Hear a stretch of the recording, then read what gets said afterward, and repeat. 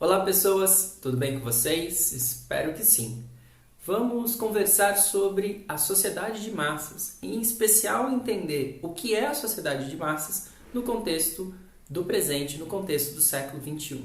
Sociedade de massas, ou apenas a ideia de massa, é entendida com um acúmulo, com uma agregação de pessoas, né?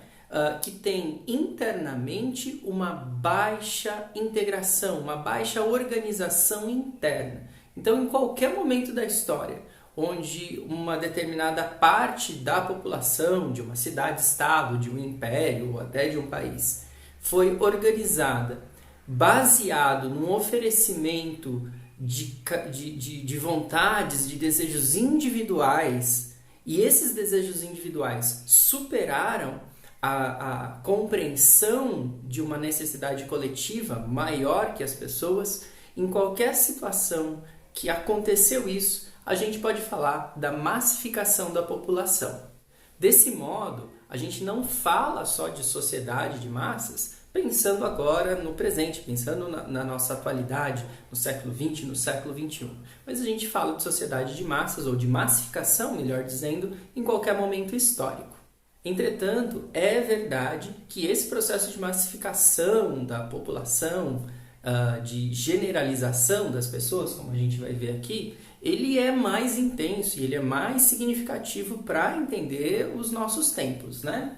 Isso vai acontecer por influência da Revolução Industrial e também da Revolução Francesa. A gente pode perceber que o processo de transformação da economia para uma economia industrial, de produção em escala, vai operar uma transformação também na própria identidade do homem. Quando eu tenho a visão do artesão, aquela pessoa que produz, que vai fazer os objetos que a gente precisa para viver antes da Revolução Industrial, aquela pessoa era um artesão. Portanto, havia toda uma especificidade, havia toda uma atribuição de valores sociais, e a própria formação da pessoa era muito mais completa e, portanto, específica, detalhada em relação ao novo trabalhador. O trabalhador da indústria agora ele é o peão, ele é o operário.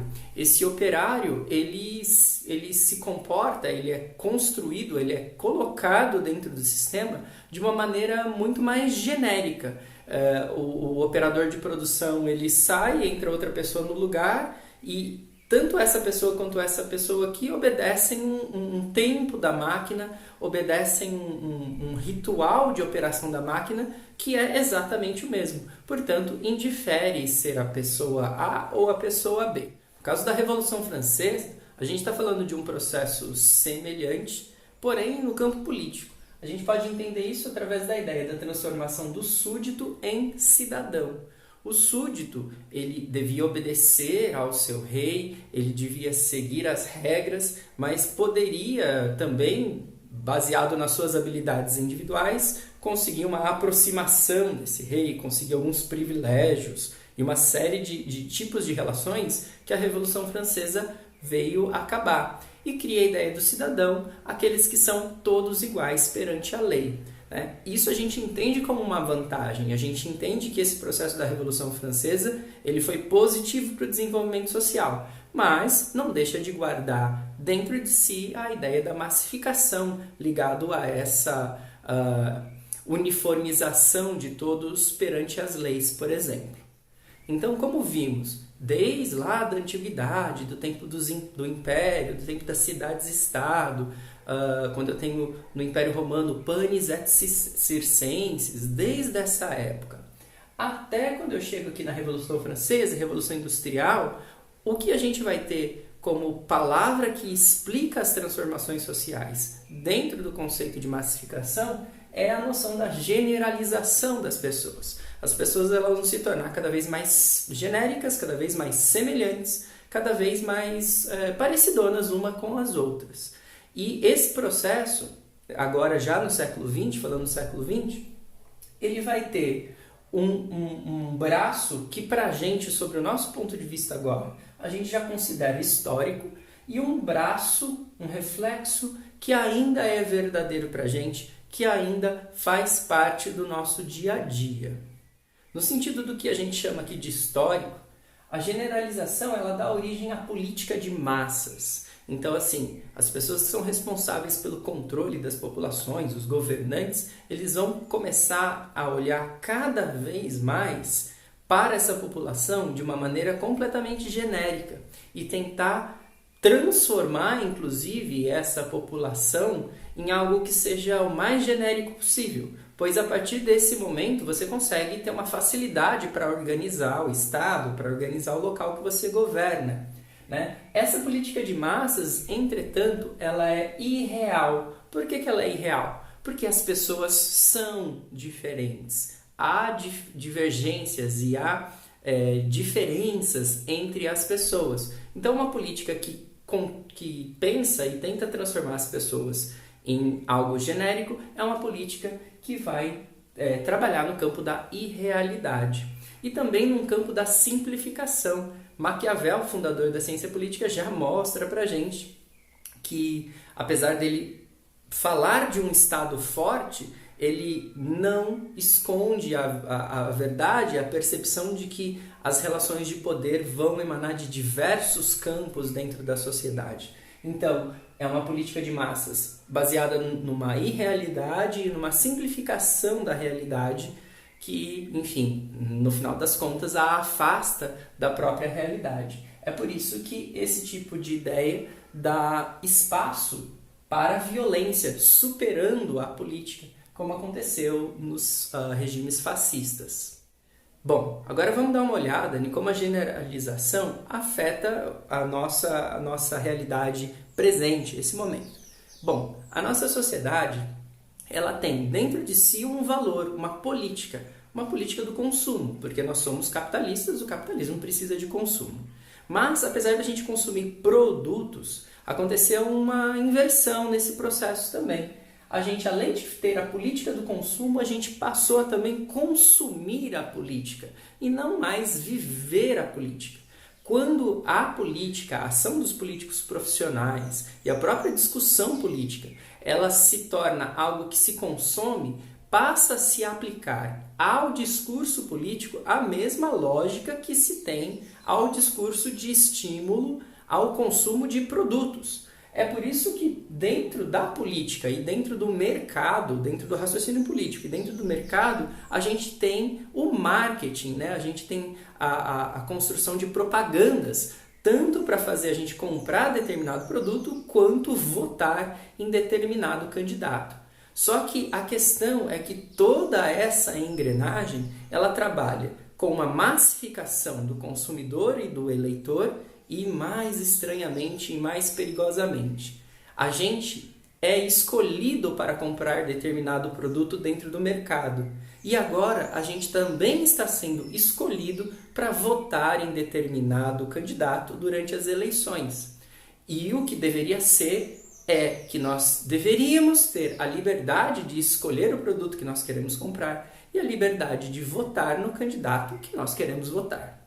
De uma forma geral, nesse sistema antigo aqui, o Estado é maior que o homem. Eu tenho uma visão de que o Estado é maior que o homem, portanto, se justifica os regimes totalitários.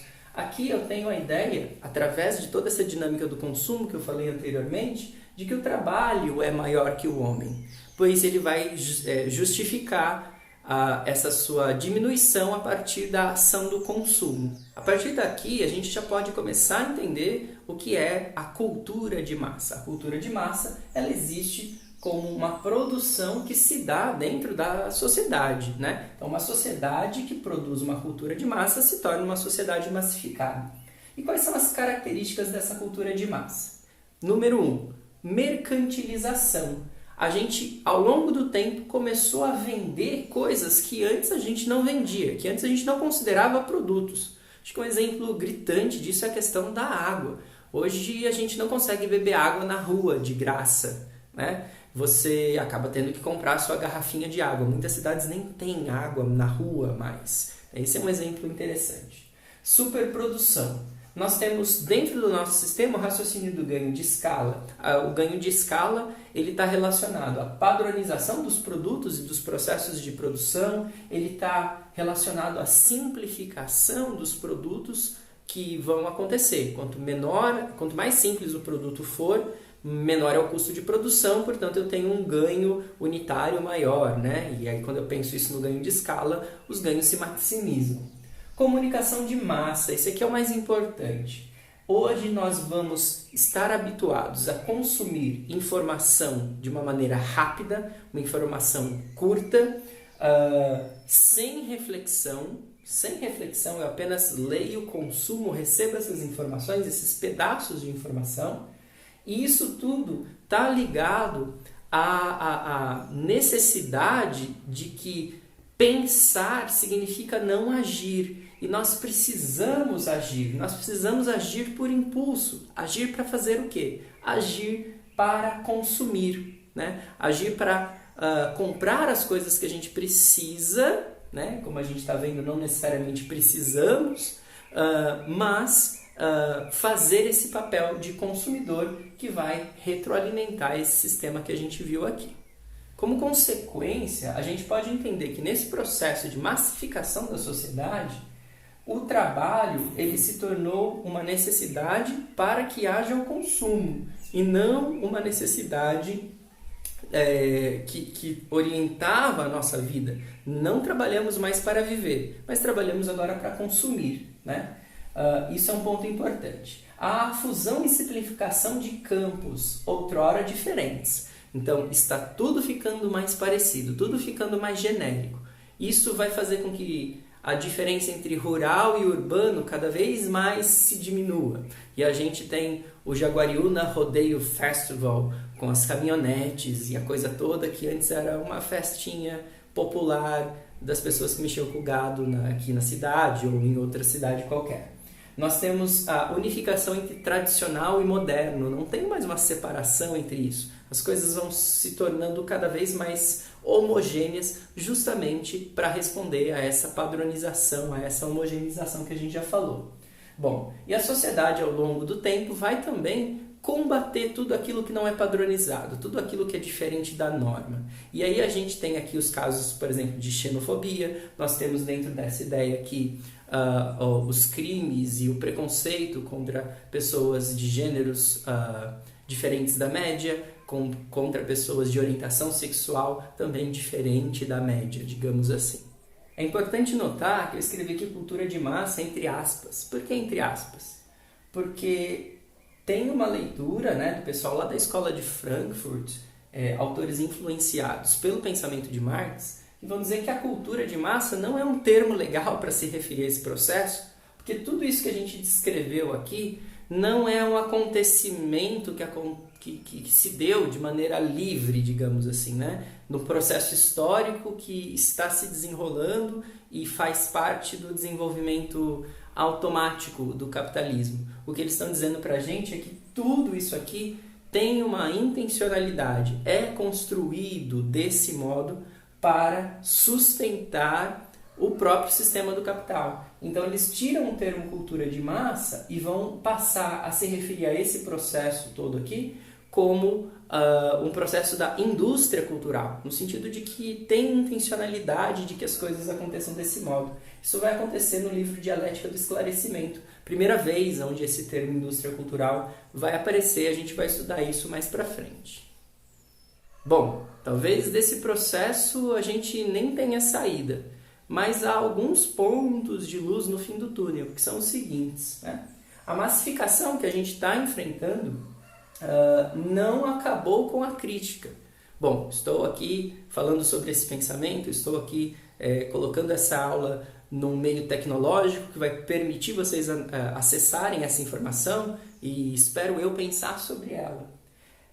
Outro ponto, é possível conseguir se ver se a gente for objetificado.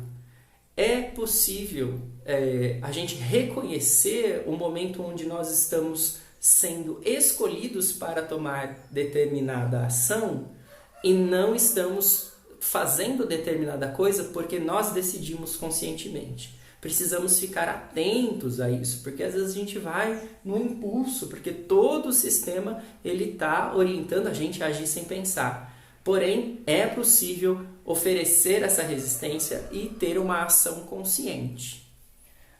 maior acesso a todo tipo de informação. De novo, a tecnologia ela tem permitido isso. Então você vai ter tanto acesso à informação que vai dizer que o sistema é assim mesmo e vamos lá, vamos consumir, é legal. Olha, tem um carro que chama EcoSport, que é o pior nome possível para um carro, mas vamos lá, né? E eu também tenho acesso à informação que vai questionar isso, né? Que vai tentar falar, ó, não é bem assim, a gente precisa olhar tal e tal coisa, a gente precisa tomar cuidado com isso, com aquilo, ver se esse processo é você mesmo que está escolhendo ou se você está sendo massa de manobra e assim sucessivamente. Essas informações estão aí. Bom, e por último, né, deixo esse recado dos autores, mas também pessoal, enquanto professor de vocês. Gente, combatam a superficialidade, né? A superficialidade é inebriante, a gente fica delirante, é tudo tranquilo, tá lá na superfície das coisas. Se a gente ficar na superfície da coisa, ela deixa a gente meio tranquilo, relaxado, mas a gente precisa aprender a olhar mais profundamente, a fazer a crítica e a ter uma leitura mais baseada na realidade do que nos circunda, ok? Essa ideia aqui é o que vai, espero eu, fazer a gente não se tornar parte da massa, ok? Muito obrigado e um abraço.